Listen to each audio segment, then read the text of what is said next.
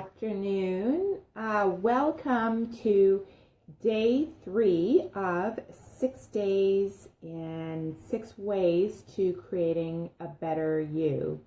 So today is day 3 and we are going to be talking about mindfulness. And if you haven't seen days 1 and 2, day 1 I'm talking about meditation, and day 2 I talked about clearing energetic clutter.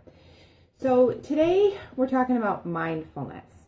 And when you think about mindfulness, that seems to be a buzzword going around now. And mindfulness, in the way that I'm going to talk about it today, is being more aware of what we're thinking. So many of you know that what we think about and what we focus on and is exactly what we're going to attract to us. So we are the creators of our own life. And I may have said it over the past couple of days already, but I'm going to tilt my screen down because I've got yesterday's video playing. So I may have mentioned this already, but we are the creators of our own life. And oftentimes we use contrast as a way of saying something that we don't like. So for example, we might not like the situation at our work. We might not like something that's going on in our relationship. We might not like the fact that we don't have any money. So those are big things, and they kind of sit within ourselves, and we think about them just by talking about it or rehashing something or just getting upset about something, right? So we get that feeling, that heaviness, and what happens is that the more we think about it and talk about it, the more of the same thing we're going to get. And so because we're the creators of our own life, sometimes, we say, well, we might want to have a lot of money, or we want to have this great job, or we want to have this great relationship. So we put that out there, and that's entirely possible. But what happens is that instead of focusing on that which we want, we're focusing more on what exists right now in our lives, which is perhaps the lack of the relationship, or the lack of money, or a fight that's going on within a relationship, or the job, or whatever it happens to be.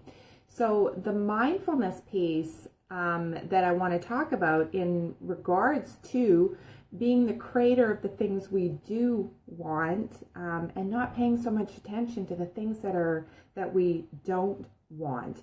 And some things, we have no control over.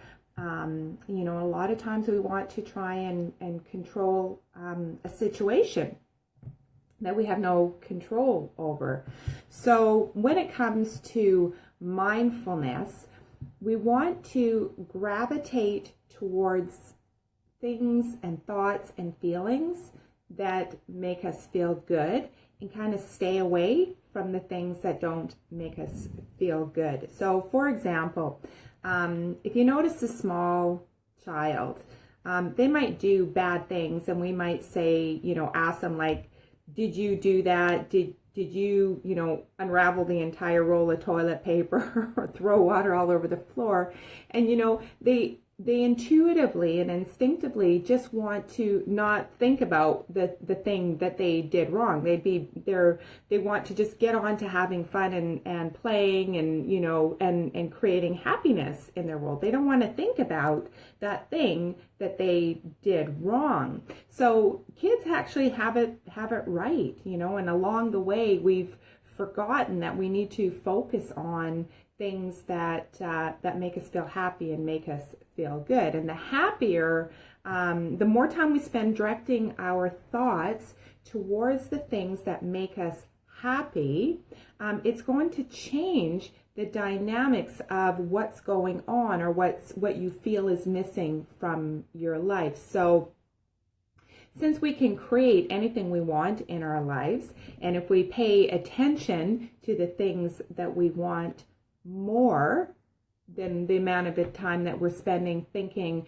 about things that we don't want, we're going to create and attract to us the things that we do want, just the same way as what we're attracting to us by thinking about the things that we don't want or what is missing in our lives.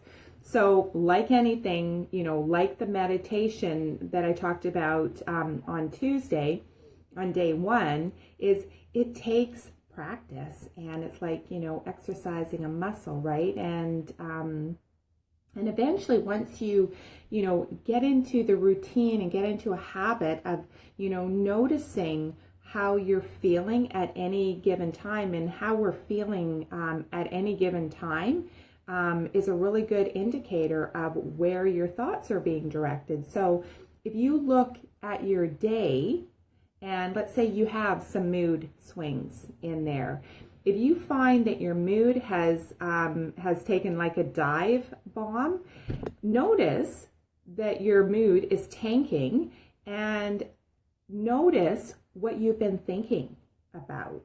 And that's the first way to be more aware of the thoughts that you're thinking, because if you find yourself, getting really upset about something, or feeling sad or feeling blue about something during the day, notice that that's how you're feeling.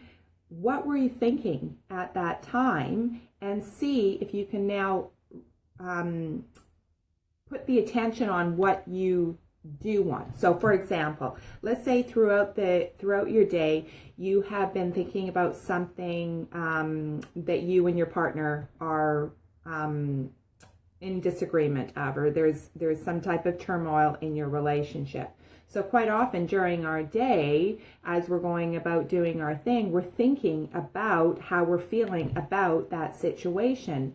And all of a sudden then we start to become very upset, and we become depressed or down or blue or angry or whatever it happens to be.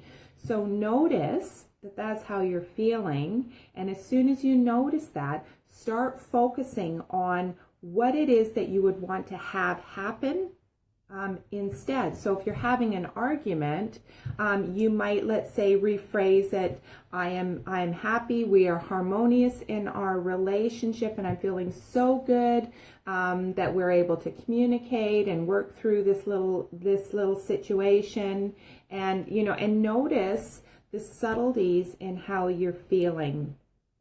And tomorrow on day 4, we're going to be talking about giving voice to our feelings. But once you start getting into this habit, a little bit more of just being aware of what you're thinking day to day, based on how you're feeling, then retrain your brain to kind of veer off into the feel good thoughts instead, and start creating more of what you do want and less of what you don't want. So that's a wrap for day 3. As always, love to hear your comments, and until tomorrow, day 4, we'll see you.